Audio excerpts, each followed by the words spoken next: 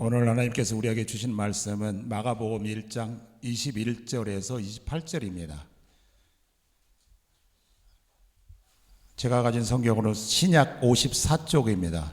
주보에는 두 절이 빠져 있으니까 슬라이드하고 성경책을 같이 보시면 좋겠습니다. 다 찾으신 걸 알고 한 절씩 저하고 교독하시고 마지막 27, 8절은 합독하겠습니다.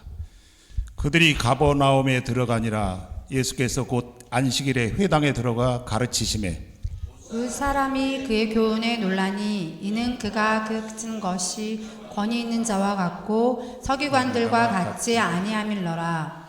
마침 그들이 회당에 더러운 귀신 들린 사람이 있어 소리질러 이르되 나사렛 예수여, 우리가 당신과 무슨 상관이 있나이까? 우리를 멸하러 왔나이까? 나는 당신이 누구인 줄 아노니 하나님의 거룩한 자니이다. 예수께서 꾸짖어 이르시되 잠잠하고 그 사람에게서 나오라 하시니 더러운 귀신이 그 사람에게 경련을 일으키고 큰 소리를 지르며 나오는지라. 합독합니다. 다 놀라 서로 물어 이르되 이는 어찌미냐? 권위 있는 새 교훈이로다. 더러운 귀신들에게 명한즉 순종하는도다 하더라. 예수의 소문이 곧 온 갈릴리 사방에 퍼지더라. 아멘. 이제 어제 이어서 주인 말씀 가지고 우리 유호준 교수님 나오셔서 위대한 치유자 예수라는 제목으로 말씀 전하실 때 많은 은혜 받으시기 바랍니다.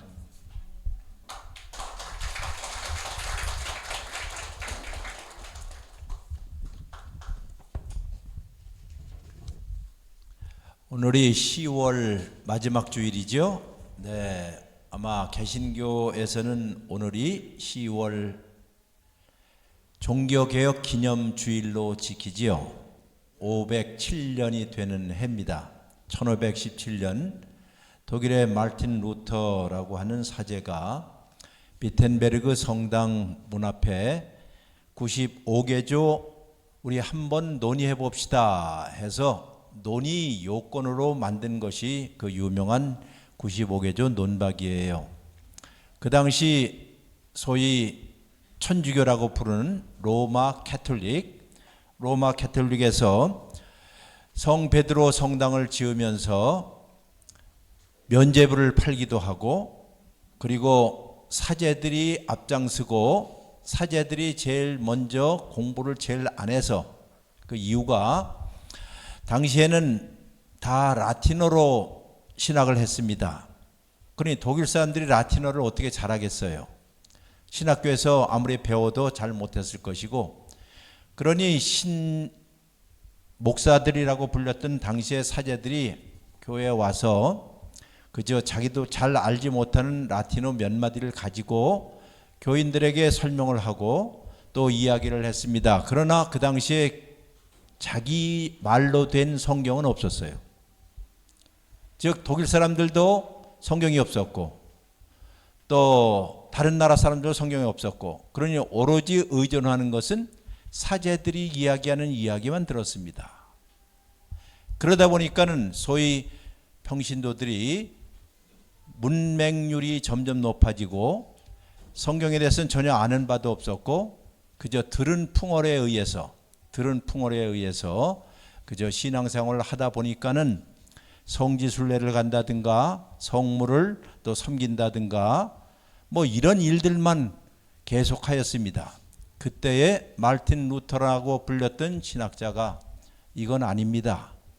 우리가 예수 그리스도를 진정으로 믿음으로 구원을 얻는 것이지 그저 어떤 사람들이 열심히 교회를 봉사하고 행위를 하고 또 하나님 앞에 마일리지를 많이 땀으로 인해서 우리가 구원받는 것은 아닙니다. 이렇게 시작을 해서 시작한 것이 1517년 10월 31일 종교개혁의 신호탄을 쌓아 올렸습니다.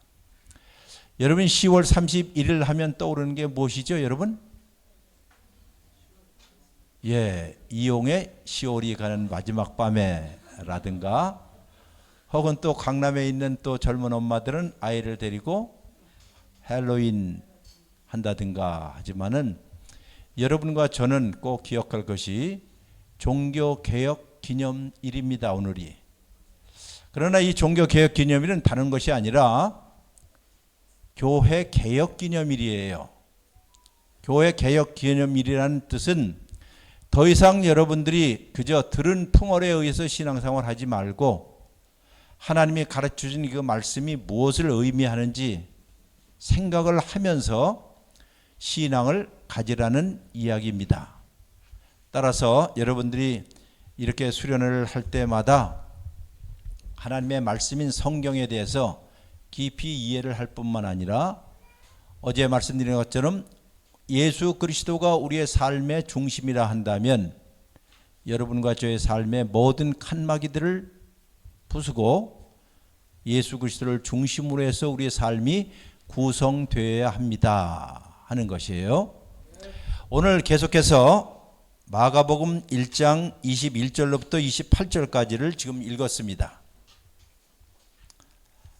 복음서라는 것이 마태복음, 마가복음, 누가복음, 요한복음이죠.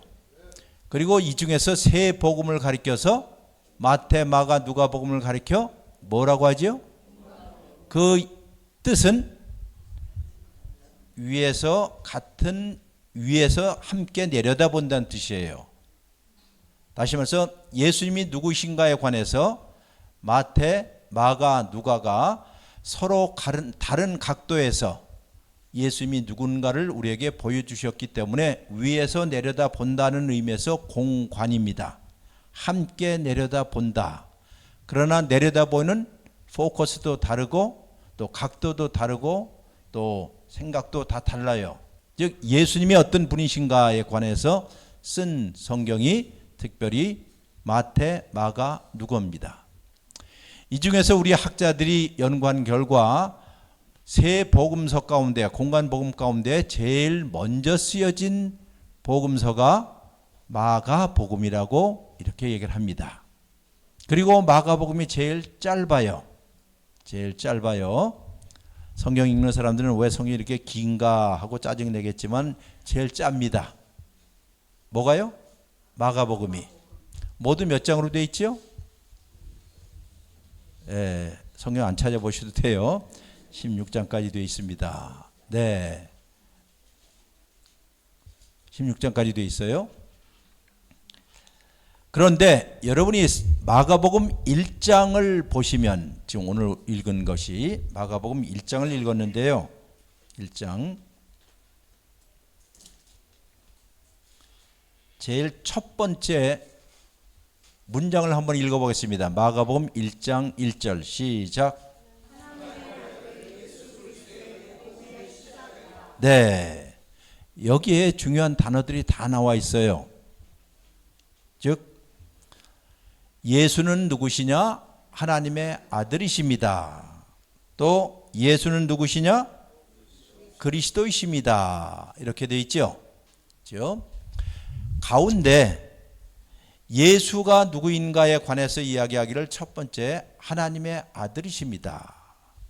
그러니 그도 하나님의 아들이니 하나님이란 뜻이죠. 그렇잖아요. 우리가 성경 가운데 인자라는 말이 많이 나올 거예요. 인자는 한자어로 그대로 풀어서 하면 사람의 아들이란 뜻이죠. 그렇죠. 사람의 아들. 그럼 사람의 아들이 누군가요? 아니죠. 그럼 다른 말로 얘기할게요. 개의 자식이 뭐죠?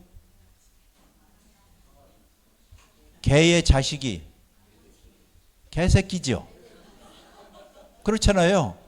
개의 자식은 개새끼입니다. 그럼 소의 새끼는 누구죠? 무슨 뜻이에요 지금?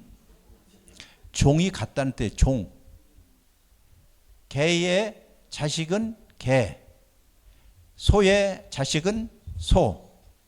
사람의 자식은 사람. 그러므로 인자라는 말은 사람의 아들이라는 말은 누구다? 사람이란 뜻이에요. 아시겠죠? 사람이란 뜻입니다. 그럼 여기에서 예수님을 하나님의 아들이라고 이야기했을 때는 무슨 뜻이죠? 예수님은 하나님이시다 그 뜻이에요. 하나님이시다는 뜻이에요.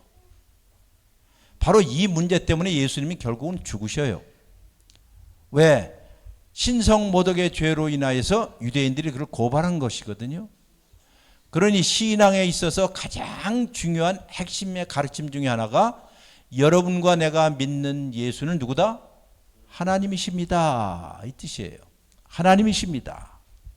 그런데 그 하나님이 사람이 되어 이 땅에 우리 가운데 오셨습니다. 그리고 사람이 되었기 때문에 우리가 누구인지를 잘 이해를 하시고 우리의 사람의 형편을 잘 아시는 분이 예수님이십니다. 그러므로 예수님은 사람을 체휼하셨다는 말을 또 하고 있어요. 그래, 누군가 여러분이 사시면서 가장 신뢰할 수 있고 또 기댈 수 있고 믿을 수 있는 사람이 누굴까요? 공부를 많이 한 사람, 뭐 돈 많은 사람이 아니라 자기를 온전하게 이해해 주는 사람이죠. 자기를 온전하게 이해해 주는 사람, 바로 그 사람을 우리가 신뢰하고 믿어요. 예수님도 바로 그런 의미입니다. 사람이 되어서 여러분과 저의 형편과 처지를 그 누구보다도 100% 아시는 분이시기 때문에 그래서 우리가 예수를 못한다? 믿는다, 그 뜻이에요. 예수를 신뢰한다, 그 뜻이에요. 신앙이라는 것은 이처럼 기대는 것이고 믿는 것입니다. 왜? 세상의 모든 사람 가운데 나를 진정으로 이해하고 아시고 내 형편을 충분히 100% 친히 경험하신 분이 바로 예수님이시다. 그가 원래는 하나님이었는데 무엇이 되었다? 사람이 되었습니다. 누구와 같은? 나와 같은, 우리와 같은, 바로 그 뜻이에요. 그리고 그 예수님이 이 앞에 그리스도이십니다, 메시아십니다 라는 말이 있어요. 그리고 이것을 가리켜서 복음이라고 하는 것이에요. 자, 1장 1절이 마가복음으로 들어가는 관문인데 가장 중요한 주제를 얘기하고 있어요. 여러분과 제가 믿는 예수가 누구십니까? 하나님이십니다. 그런데 그 하나님이 우리처럼 나처럼 사람이 되었습니다. 나의 아픔도 아시고 괴로움도 아시고 슬픔도 아시고 나의 연약함도 친히 경험하신 분이십니다. 사람이 되신 하나님이십니다. 그런데요, 그분이 바로 구약에서 쭉 이야기했던 누구다? 메시아였습니다. 우리를 정의와 공의로 다스리실 분이시고 궁극적으로 그분이 우리에게 가져올 나라는 샬롬의 나라요 평화의 나라일 것입니다. 그래서 예수님이 오시자마자 제일 먼저 하신 말씀이 무엇일까요? 회개하라, 천국이 가까웠다는 말, 즉 하늘나라는 뜻 아니에요? 천국이라는 말이 산자로 하늘나라가 가까웠다. 우리 많은 교인들이 생각하기를 천국을 마치 가는 것으로만 생각해요. 근데 여러분 성경 어디를 봐요? 천국 간다는 말이 있어요? 없어요. 근데 왜 여러분 그런 말 써요? 심각하게 한번 생각하실 거예요. 예수님이 하신 말씀이 천국, 하늘나라, 하나님의 나라가 지금 못한다? 오고 있다는 거예요. 그러면 왕국이 오고 있다고 할 경우에는 여기에 있는 사람의 입장에서는 둘 중에 하나일 거예요. 나 그 나라 싫어요 하고 저항을 하거나 아니면 그 나라에 오시는 분을 환영하고 항복하는 일밖에 없어요. 그러므로 여기에 회개하라 천국이 가까웠느니라 하는 말의 핵심적인 용어는 회개라는 말은 달리 말해서 전향하라는 뜻이에요.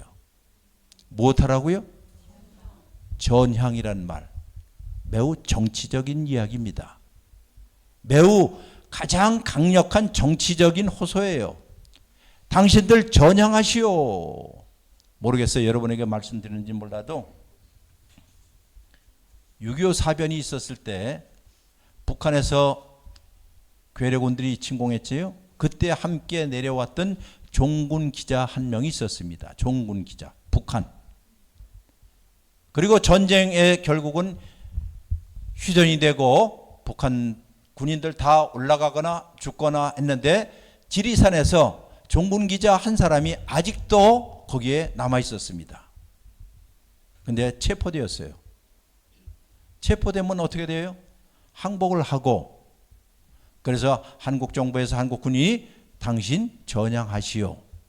이미 저 북한은 무너졌고 지금 모든 사람이 다 올라갔고 여기는 지금 남한이요 라고 이야기했습니다. 그때 이 사람이 전향하기를 거절했어요. 아무리 설득해도 지금 여기 당신은 남한 땅에 살고 있어요. 민주주의 국가에 살고 있어요. 편안하게 살게 해드릴 테니까 전향하시오 해도 이 사람은 전향하기를 거절했습니다. 1년 거절하고 2년은 나이가 24살 땐가 내려왔어요. 종군 기자로. 30이 되도록 거절합니다. 40살이 되도록 거절해요. 50살이 돼도 거절해요. 가택연금 상태로 있었습니다. 물론 그에게 자유를 주었습니다마는 전향하라고 계속 회유해도 나는 전향하지 않겠습니다. 그리고 어느덧 이 사람의 머리가 희끗희끗 이렇게 되어서 70이 넘어갔어요. 그래도 그는 끝까지 전향하지 않기로 했어요. 어찌 보면 굉장히 안타까운 일이죠. 그래서 대한민국 정부에서 이 사람을 북으로 송환하려고 결정을 했습니다. 그때가 김영삼 정부 때예요. 아마 역사를 아시는 분은 그때의 이 분을 북쪽으로 인도주의적인 차원에서 올려보냈습니다. 그분의 이름이 바로 그 유명한 이인모 노인이었어요.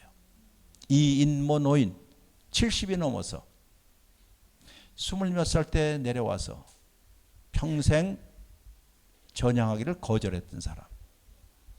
어쨌든 그를 북으로 보냈습니다. 제가 그 기사를 읽고 또 생각을 많이 해봤습니다. 전향이라는 게 무엇일까? 하나님의 나라가, 하나님의 통치가 여러분과 저의 삶 가운데 오고 그 나라가 우리에게 온다. 못하라? 회개하라는 말은 전향하라 하는 예수님의 말씀이었어요. 그러나 교인 중에 상당수가 미전향 장기수로 있다는 사실이 슬픈 현실이에요. 종교적인 행위라든가 신앙생활을 한다고 하지만은 근본적으로 여러분과 내가 하나님 나라에 대해서 하나님 나라를 향해서 전향했습니까? 하는 거예요. 전향하라는 소리가 바로 회개라는 뜻이에요. 그저 눈물 몇 방울 흘리고 내가 뭐 잘못됐습니다, 뭐 했습니다가 아니라 근본적으로 당신들이 섬겨야 할 주, 당신들이 섬겨야 할 나라, 예수 그리스도의 나라, 하나님의 나라에 대해서 전향하여서 그 나라의 시민이 되시오 라고 이야기합니다. 그러면 그 나라에 가면 뭐 해야 돼요? 그 나라의 법을 지켜야지요. 하나님의 나라, 정의와 공의로 이 세상을 지배하시고 다스리는 그 나라로 정말로 여러분이 전향하기를 원하십니까? 하는 거예요. 바로 이 소식이 바로 좋은 소식이요, 복된 소식입니다. 어떤 사람에게는 가슴 아픈 소식일 수도 있지만은 그러나 여러분과 제가 경청해야 할 소식이 바로 복음, 좋은 소식이 되는 것이에요. 이것이 마가복음 1장 1절에서 이야기합니다. 자, 이렇게 시작하는 것이 마가복음이에요. 여러분이 아마 성경을 읽으셔서 아시겠지만은 마태복음을 보게 되면 마태복음을 보면 예수님의 족보가 나오고 그리고 예수님이 마리아를 통해서 탄생하는 기사도 나오고 그렇게 나오잖아요. 길게 나와요. 기적적인 출생에 관해서 길게 쓰고 있는 것이 마태복음이에요. 누가복음 역시 예수님의 탄생에 관해서 스가랴라든가 사가랴라든가 요한나라든가 또 여러 사람들이 예수님의 탄생을 기다리는 이야기에 관해서 길게 쓰고 있어요. 그런데 놀랍게도 마가복음은 그런 이야기가 하나도 없어요. 예수님의 기적적인 탄생에 관한 이야기 안 써요. 또 사가랴라든가 요한나라든가 혹은 여러 사람들 예수님을 기다렸던 안나의 이야기 이런 얘기 하나도 없어요. 그냥 단도직입적으로 요한복음 어때요? 요한복음 어디까지 올라가는 줄 알지요? 창조 때까지 올라가요. 창조 때까지 올라가요. 그런데 마가복음만 이런 걸 다 없애버리고 단도직입적으로 예수님을 사역 현장으로 직접 불러냅니다. 오늘 마가복음 보시면 그 앞에 세례자 요한에 대해서는 8절, 예수님이 세례 받으신 일에 관해서는 3절, 예수님께서 시험 받으신 일에 대해서는 2절, 이렇게 짧게 쓴 다음에 직접적으로 예수님의 갈릴리 사역에 대해서 이야기를 합니다. 갈릴리 사역. 달리 말해서 예수님이 어디로 가셨지요? 오늘 성경 보면 가버나움으로 가는 이야기, 가버나움에 관한 이야기를 직접 들려주심으로 여러분을 지금 초청하고 있어요. 우리 함께 가는 교회 교인 이 아침에 예수님을 만나려면 어디로 가라? 가버나움으로 직접 오시오. 그러면 예수가 누구인지를 알 것입니다. 달리 말해서 예수님에 대해서 사전적인 지식을 하나도 알려주지 않은 상태로 직접 여러분에게 invitation only, 자, 초청을 하는 것입니다. 어디로요? 가버나움으로. 그래서 여러분이 가버나움 회당에 서 계신 예수님을 지금 처음으로 만난다고 생각해 보세요. 제가 예수님은 아니에요. 근데 여기 가버나움 회당이라고 합시다. 그리고 앞에 예수님께서 지금 강론을 하시기 위해서 사람들이 볼 때 굉장히 젊은이가 와 있거든요. 그리고 여러분 지금 거기에 앉아 있어요. 여기 앉아 있습니다. 같이. 자, 예수님께서 무엇인가를 이야기하려고 하는데 그 당시에는 유대인 회당에는 누가 설교를 하냐면 회당장은 있어요. 여기 지키는 회당장이 있고, 그리고 지나가는 랍비들, 즉 구약 성경을 잘 가르칠 수 있다라고 생각하는 랍비들이 있으면 초청을 해서 그들에게 강단을 맡깁니다. 이렇게 해서 이제 예수님께서 젊은 랍비로 가버나움 회당에 들어가서 강론을 하게 되었어요. 달리 말해서 구약 성경에 대해서 능하다고 생각하는 사람들이 있으면 불러다가 초청을 했습니다. 한마디로 성경 강론 시간이었습니다. 그런데 여기 있는 회당에 있는 모든 분들이 그 예수라는 랍비가 설교하는 것을 들어보니까는 깜짝 놀랐어요. 정말 깜짝 놀랐어요. 여러분이 성경 어디를 피시냐면 마가복음 1장에, 자, 마가복음 오늘 여기 happen to be 나오지 않았던 21절과 21절이 가장 중요한데 그걸 빼놨더라고요. 자, 21절, 22절 보세요. 시작.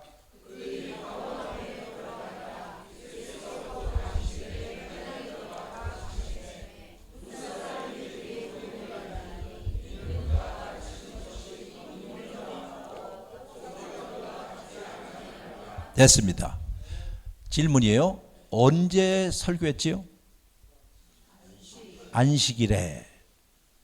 뭐 요즘 얘기하면 주일에. 예수님께서 설교를 하셨는데 그 설교하신 교훈의 사람들이 다 놀랐어요. 야, 이런 설교? 이런 가르침이 어디 있어? 하고 모든 사람이 다 충격받았어요. 그리고 여기 마가라는 사람이 쓰기를 굉장히 까칠하게 하나 썼어요. 뭐라고 썼을까요? 그의 가르치는 것은 뭐가 있어요? 권위가 있고 권세가 있어서 그 가르침에 모든 사람이 압도되는데 누구와는 다르더라?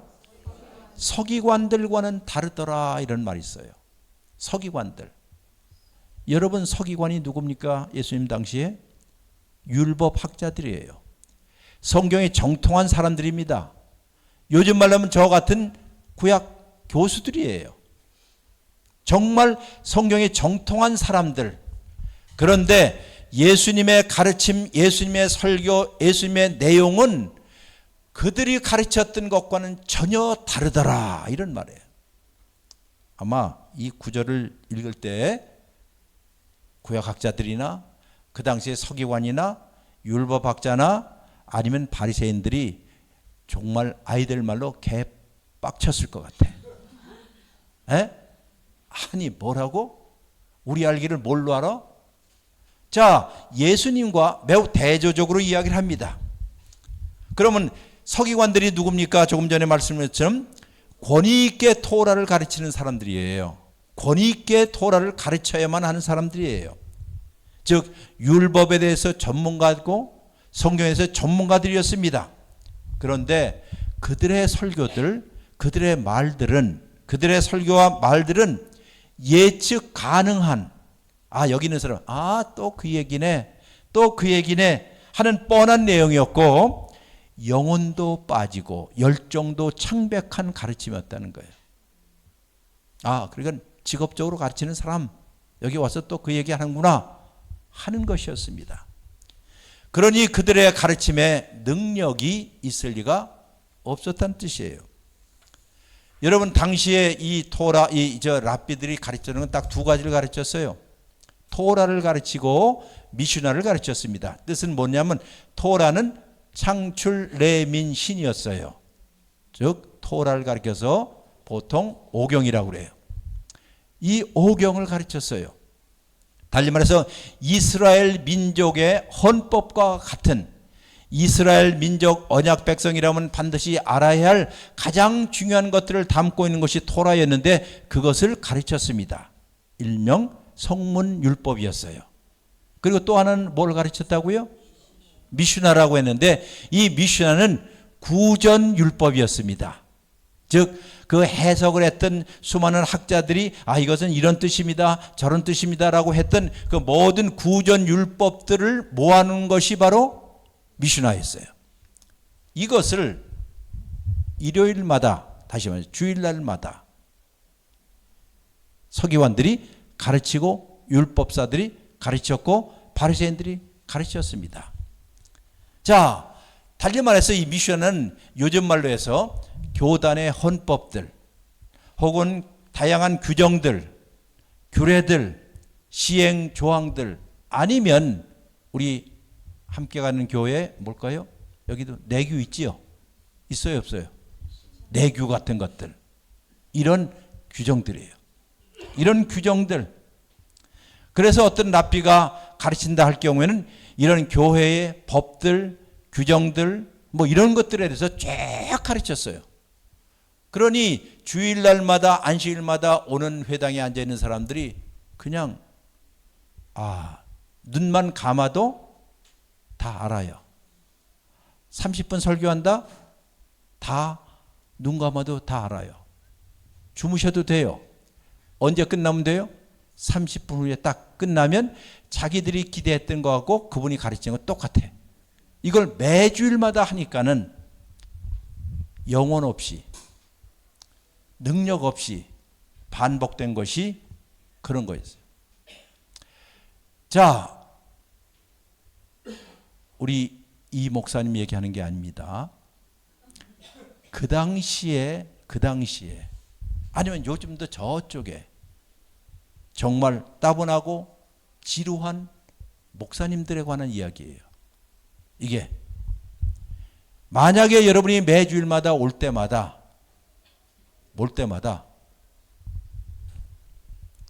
미슈나와 같이 교단과 교회의 어떤 헌법들, 규정들 이런 것들에 대해서 반복적으로 이야기를 하거나 이렇게 하세요, 저렇게 하세요 라는 소리를 듣는다면 매주일마다 짜증스러울 거예요. 예를 들어서 이런 말이 있어요. 교회 들어오실 때는 머리를 꼭 숙이시고 10분 정도 묵상 기도를 꼭 하세요. 여러분이 헌금을 바칠 때는 반드시 교회에서 준비한 헌금 봉투에 꼭 집어넣으세요. 아니면 교회에 오실 때는 여자들은 최소한 그 당시에 치마를 꼭 입고 오시고 남자들은 양복에 넥타이를 꼭 매고 오세요. 교회의 모든 모임에 한 번이라도 빠지면 여러분 하늘의 상급이 줄어들 것입니다. 이런 이야기들을 매 주일마다 교회 지도자라는 사람들이 반복적으로 이야기하면 짜증나겠죠. 짜증날 거예요. 이런 것들의 종류의 설교를 했던 사람들이 그 당시에 서기관들과 바리새인들 그리고 율법사들이 그랬습니다. 그리고 그들이 많이 아는 이야기를 반복했습니다. 아마 여러분들이 교회에 올 때마다 이런 이야기를 듣는다면 견딜 수 없을 거예요. 다시 말해서 당시의 서기관들이 토라와 미션을 가르치고 또 가르칠 때 이런 방식으로 가르쳤어요. 한마디로 잘 들어보세요.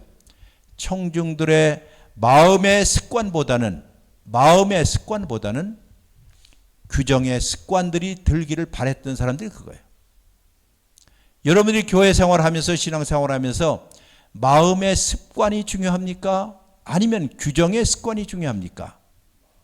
그렇지요. 마음이 어떻게 형성될 것이냐.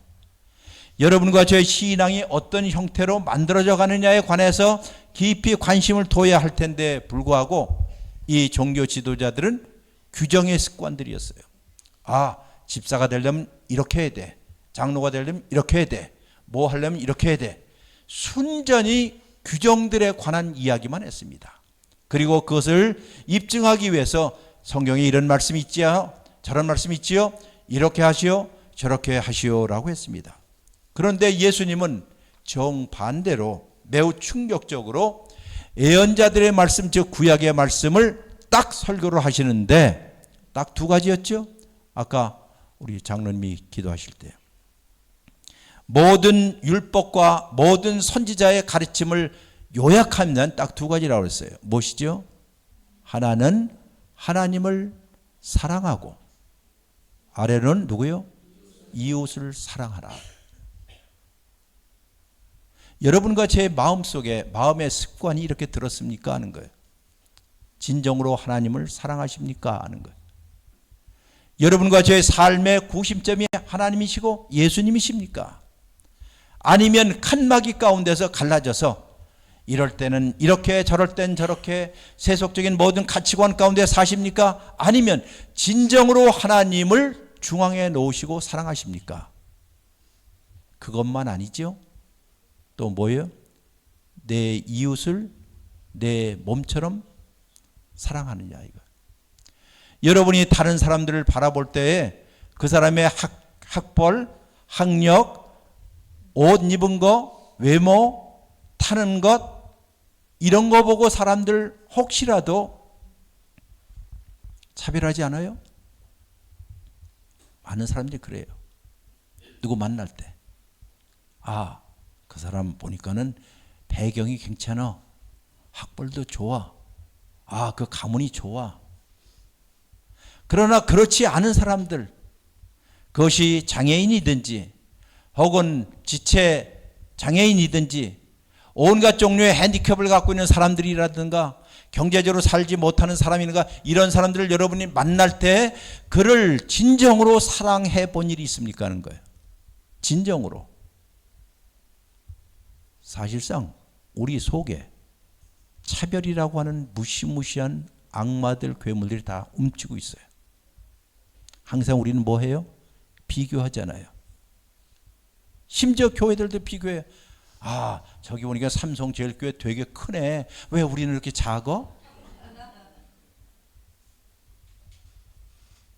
왜 저 사람은 나보다 늦게 공부도 못한 친구가 왜 저 사람은 45평에 살아? 나는 16평에 사는데? 왜 저 집 아이들은 잘 되고 왜 우리는 이래? 여기는 모든 사람들 우리 마음속에 차별과 비교의식이라는 게 다 꿈틀거리고 있잖아요. 자, 랍비가 하신 일이 바로 이것이었습니다. 당신들이 진정으로 하나님의 말씀을 잘 안다고 한다면 딱 두 가지요. 많은 거 없어요. 누구를 사랑하라고요? 하나님을 사랑한다는 것은 삶의 최우선권을 삶의 중심부에 하나님을 놓고 사십니까? 하는 질문이에요. 그가 하늘과 땅을 지으신 천지 창조주라고 한다면 내가 비록 이해할 수 없는 일들을 만난다 할지라도 이 모든 것을 합력하여 궁극적으로 선을 이루실 분이 하나님인 것을 정말 믿습니까? 하는 것이에요. 그리고 이 세상에 사는 그 누구라도 진정으로 하나님의 형상으로 지음받은 사람이라면 그 사람을 존중하고 배려하고 사랑할 수 있는 능력이 있습니까? 라고 질문하는 거예요. 이거 없으면 예수를 따르는 사람들일 수가 없다라고 얘기하는 거예요. 그런데 예수님께서 이 말씀을 강론하셨어요. 이것으로 끝났으면 좋았는데 그 다음에 일이 터졌죠. 무슨 일이죠? 어디예요? 회당 가운데 한 사람.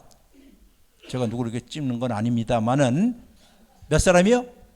딱 한 사람이 여기에 60-70명이 앉아 있는데 딱 한 사람이 귀신 들린 더러운 영에 사로잡힌 자가 앉아 있었대요. 마가복음을 쓰고 있는 마가복음 주석서를 쓰는 어느 학자들이 아주 재밌는 얘기를 했어요. 어느 학자가 이거 이상한데 어떻게 귀신 들린 자가 회당에 들어가서 앉을 수 있어? 누구의 직무유기죠? 안내위원 장로님. 그렇잖아요. 아니 이상해갖고 귀신 들린 사람이 있으면 회당에 못 들어오게 할 거 아니에요. 그런데 들어오게 했다는 거예요. 그러니 이거는 초대교회의 회당 운영에 문제가 있었네. 이렇게 쓰는 학자도 있어요. 제가 그걸 보고 쓱 비웃어가면서 웃었죠. 이 학자는 교회에 가본 일이 없는 사람이구나. 교회에 가본 일이 없는 사람이구나. 아직도 무슨 뜻인지 모르시는 분들이 대부분 같은데 왜 그런 줄 아세요? 교회당에 들어와 있는 여러분과 저는 우리 속에는 웅크리고 있는 더러운 영들이 다 있거든요. 그 사람이 아니라 누구요? 나 우리라는 뜻이에요. 오늘 성경이 이야기하는 게 바로 그 뜻입니다.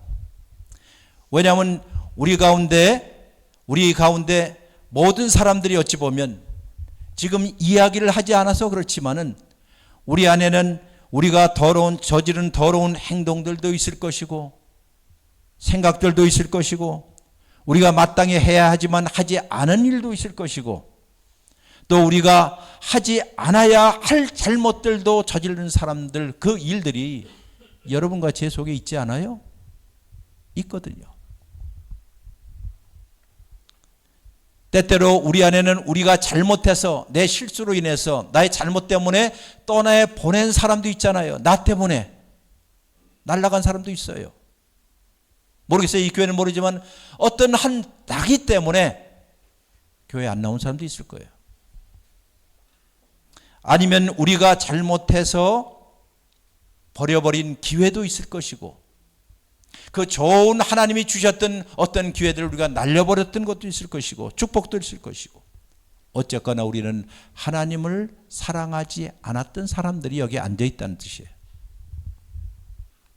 우리는 우리들 자신들 같이 우리의 이웃도 사랑하지 않은 사람들이 지금 뻔뻔하게 앉아있고 괜찮은 것처럼 앉아있어 저 더러운 귀신 들린 저 인간이라고 이야기하는 사람들, 바로 성경이 오늘 그 얘기를 하는 것이에요.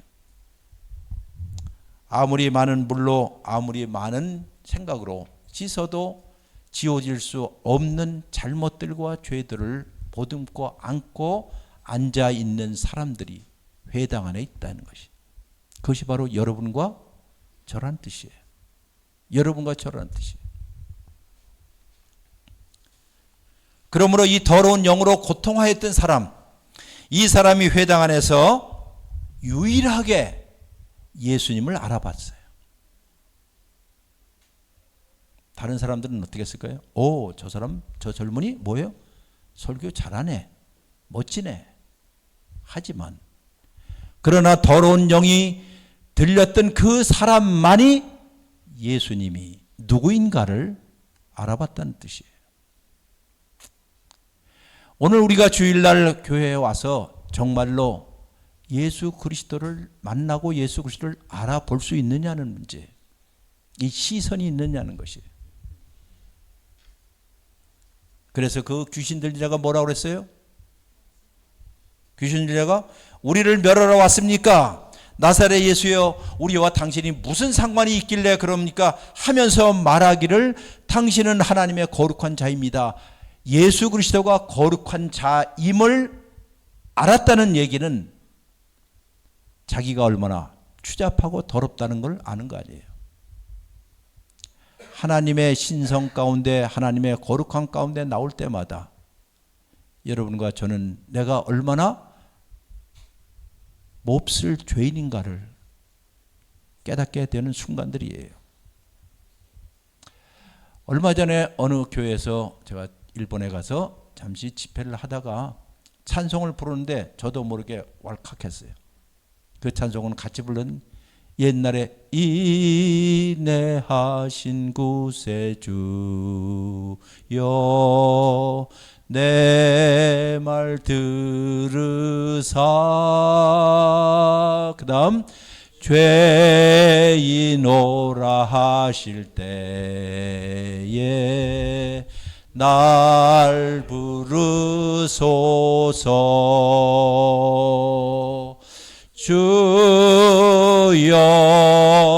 주여 내 말 들으사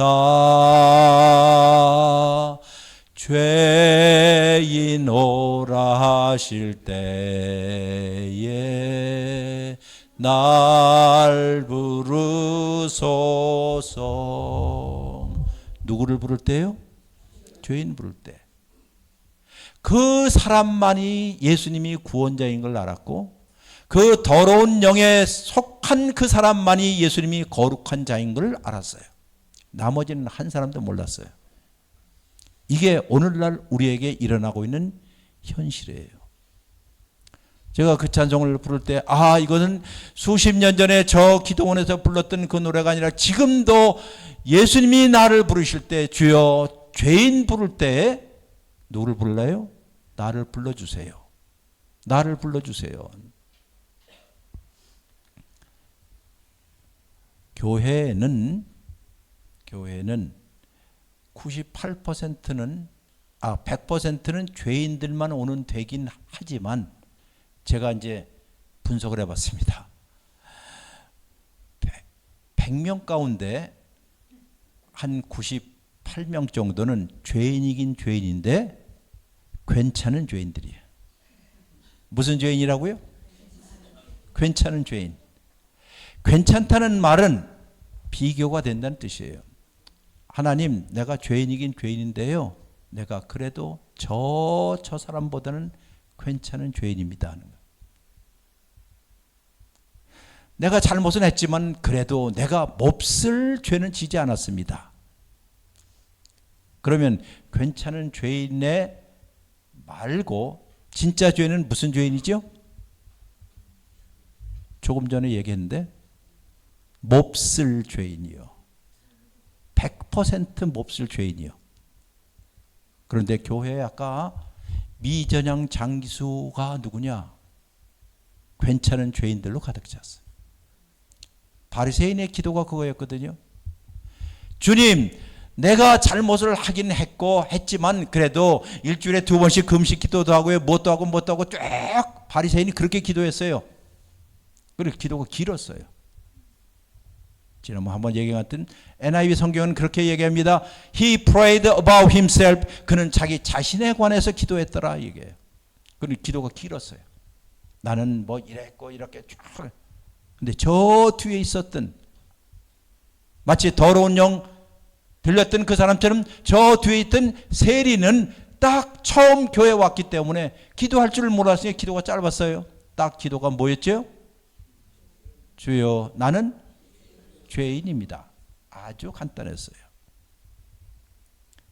죄인 부르실 때 누굴 불러달라고요?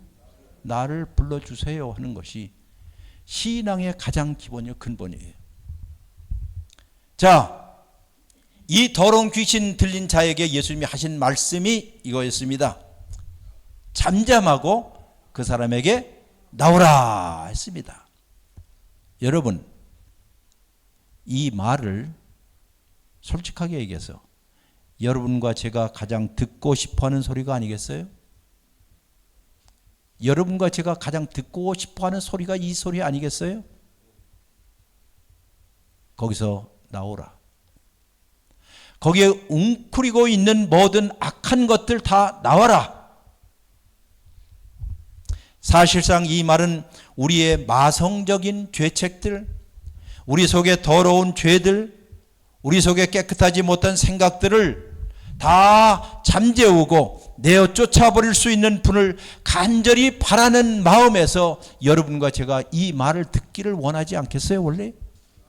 예.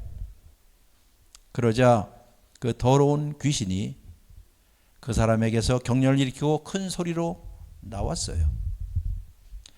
아마 예수님께서 이 시간에 여러분과 저에게 이야기하기를 너 속에서 나오라 할 때 무엇을 지금 끄집어내고 싶어요, 여러분들?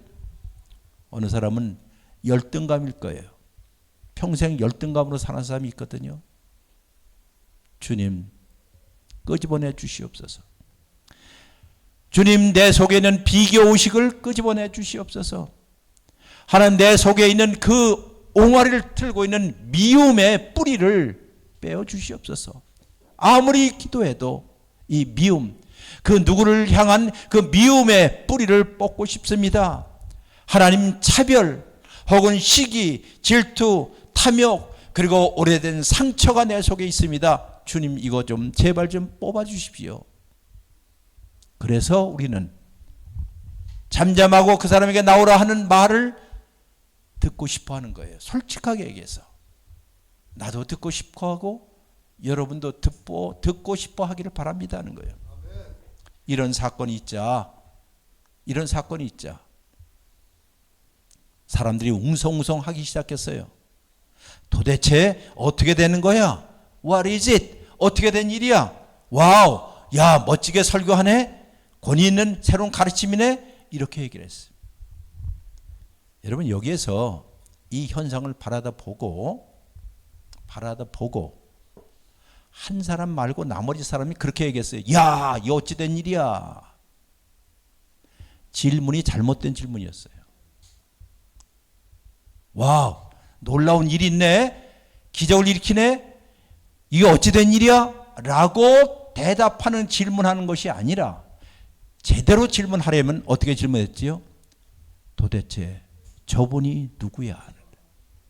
저분이 누구야? 라고 질문했어야만 했지요. 여러분이 주일날마다 여기에 올 때마다 하나님의 음성을 듣고 하나님의 말씀을 듣고 기도하고 찬송 부를 때마다 근본적인 질문은 이것이 와, 멋있네, 찬양 잘하네, 뭐 설교 잘하네, 이것이 아니라 도대체 저기서 이야기하는 그분이 누굴까? 그분이 누굴까? 라고 질문했어야만 했을 겁니다. 달리 말해서 신앙이라는 것은 왓에 관한 일이 아닙니다. 무엇에 관한 일이 아닙니다. 어떤 일에 관한 일이 아닙니다. 어떤 규정에 관한 일이 아닙니다. 어떤 제도에 관한 일도 아니라 왓에 관한 것이 아니라 뭐라고요? Who? 그분이 누군가. 주님, 오늘도 당신을 진정으로 만나고 싶어서 왔습니다. I need you. 나는 당신이 절실하게 필요한 사람입니다. 당신 없이는 진정한 구원이 없고 당신 없이는 진정한 안식이 없음을 내가 알기에 주여, 내가 당신 앞에 왔습니다. 라고 이야기하는 것. 여러분, 우리가 모든 종교적인 의무사항들을 다 잘했다고 해서 우리 안에 있는 죄책들이 없어지는 것, 열등감 없어지는 것 절대로 아닙니다. 오늘 이 일이 일어났던 날이 어느 날이었죠? 안식일이었어요. 주일이었어요. 왜 우리에게는 이런 일들이 일어나지 않습니까? 하는 것이에요. 왜 우리는 그 더러운 영이 아닌 나머지 건전하다라고 생각하는 사람들 가운데 그냥 앉아 계십니까? 하는 질문이에요. 이것이 성경이 여러분과 저에게 강력하게 촉구하는 메시지예요. 사실상 우리가 지키는 이 예식들, 그리고 오늘 매 주일마다 드리는 예배의 본질적인 기능이 바로 이것이, 즉 하나님의 거룩하심에 놀라고 하나님의 무게에 압도되고 하나님의 영광에 입이 딱 벌어지는 일들을 앙모하기 위해서 어디 와요? 교회에 오는 거예요. 그것 때문에 오는 거예요. 맨 끝에 성부 성자 성령께 찬송과 영광 여보, 맨 끝에 송영이 있지요. 그렇잖아요. 찬송. 예배 마친 후에 보통 많이 옛날에는 많이 부르는 송영이라는 게 있어요. 송영, 영광. 그 맨 끝에 영광의 송을 부르기 위해서, 하나님께 영광을 들리기 위해서 우리는 사도신경을 암송하고 일었다 앉았다 성령 봉독하고 쭉 앉아요. 수백 번 수천 번 지금까지 오지 않았어요. 예배에 이른 모든 요소들, 즉 송영, 사도신경 고백, 성경 봉독, 설교, 기도, 이런 것들은 매우 친숙한 랍비들입니다. 다 외웠잖아요, 여러분들. 주보 없이도 뭔지 다 랍비들이에요. 그러나 그런 것들은 우리에게 무엇을 제시할 수는 있어도 누구요? 그분이 누군가에 대해서는 얘기하지 않는 거예요. 따라서 여러분과 저는 주일날마다 올 때마다 누구를 만나러요? 그 분을 만나러 오는 날이에요. 그 분을. 바로 이런 예배를 통해서 우리는 가슴을 조이기도 하고 놀라기도 하고 충격을 받기도 하고 목이 메이는 것을 경험하기도 할 것입니다. 그의 부르심. 제가 한 개인 얘기를 합니다. 오래전이었어요. 제가 네덜란드에서 박사학위 공부를 하고 있었을 때예요. 새로운 언어인 네덜란드 더치를 하기 위해서 엄청난 스트레스를 받긴 했지만은, 그러나 그건 유학생이니까 당연히 해야 할 일이기 때문에 네덜란드 배우느라고 애를 썼어요. 그리고 수업을 듣느라고 애를 썼어요. 유학생이기 때문에 경제적인 압박에 시달리기도 했습니다만은, 그러나 유학생이라면 당연히 겪는 일이었고, 학위 논문을 쓰는 일도 진척이 없었어요. 그것은 내가 써도 선생님이 어디 휴가 가거나 오랜만에 써서 다시 응답했기 때문에 늦어질 수밖에 없었습니다. 그러나 그렇게 심각한 정도는 아니었어요. 그러던 어느 날이었어요. 어느 날이라고요? 그러던 어느 날. 어느 날이라고요? 대답해 주셔요. 어느 날. 그러던 어느 날. 어느 날이라고요? 네, 그렇죠. 이제 들어요. 어느 날. 유학생활하는 어느 날 저는 암스테르담에 있는 자유대학교의 건물, 괴물처럼 생긴 16층의 엘리베이터를 타고 올라갔습니다. 오랜만에 학교의 채플을 구경하기 위해서였어요.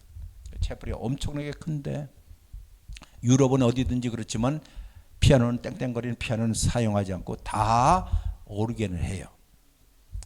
자, 그런데 항상 문이 닫혀져 있는 이 채플을 딱, 육중한 문을 딱 열고 보니까는 아무도 없는데 저 앞에서 올겐을 누가 치고 있었어요.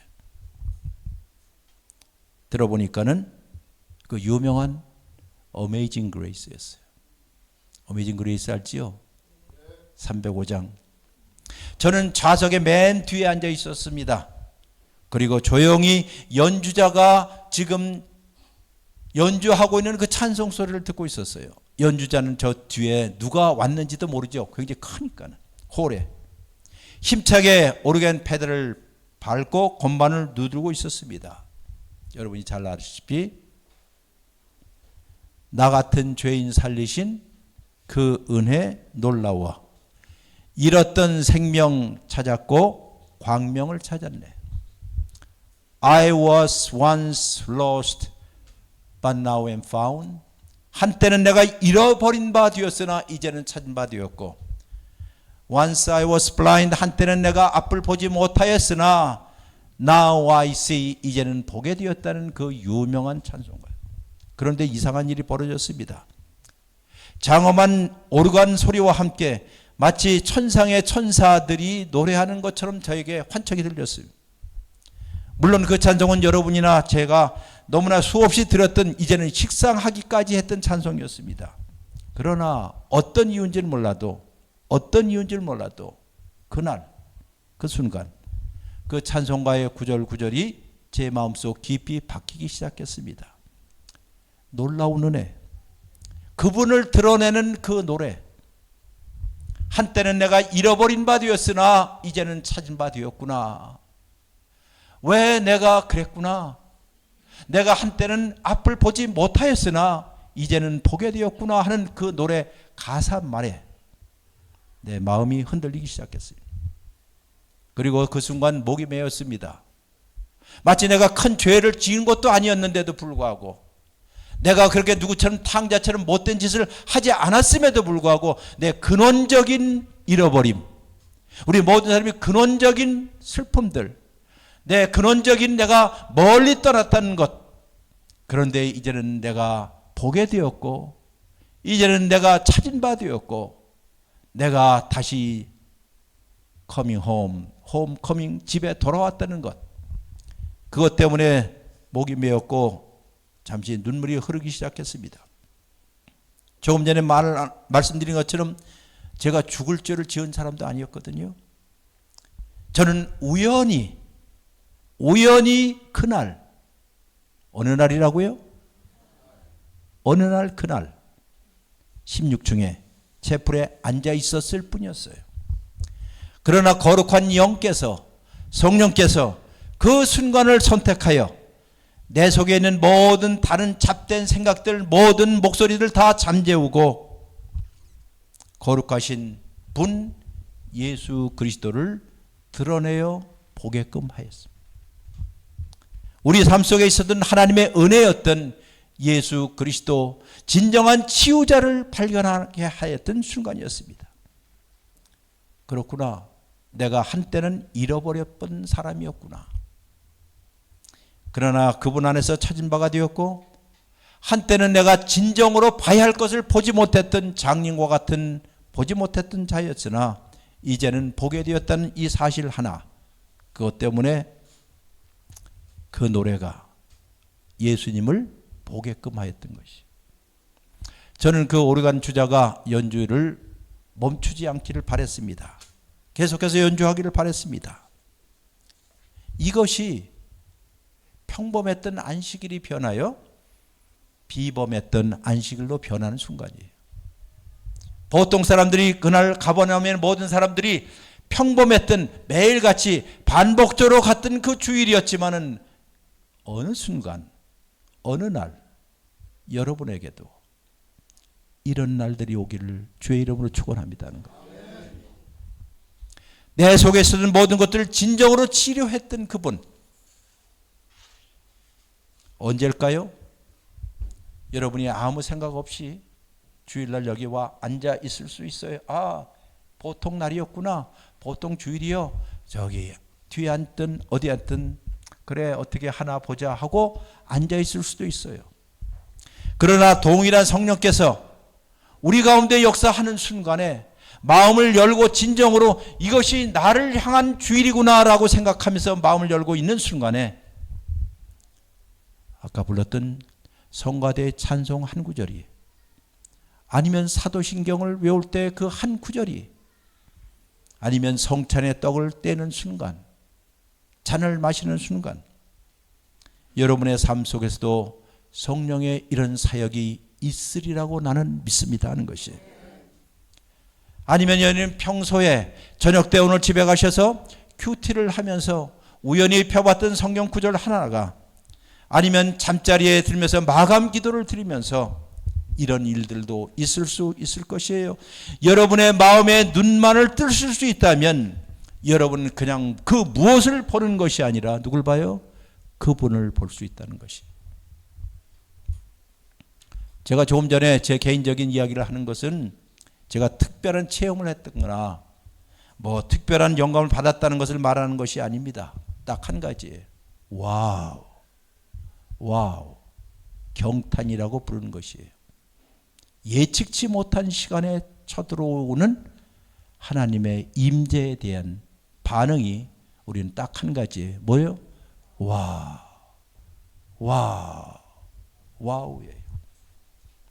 우리와 함께 현존하시고 우리와 함께 임재하시는, 그리고 이 순간에서라도 주님께서 지금 거룩한 영이 되어 우리 가운데 오신 것을 인식하는 그 순간, 딱 소리 나는 순간, 그것은 바로 천상이 지상으로 들어오는 순간입니다. 이런 순간들은 언제라도 가능한 시간이고, 소박하고 겸손한 마음으로 입을 벌리고 와우 하는 순간들입니다. 위대한 랍비이신 예수님, 한 사람 회당 가운데 어찌 보면 우연히 와서 앉아있던 그 한 사람을 치료했던 그분의 사역이 우리 함께 가는 교회 교우 여러분 가정 속에, 우리의 삶 속에 침공하여 새로운 치유의 사역이 일어나기를 주의 이름으로 바랍니다.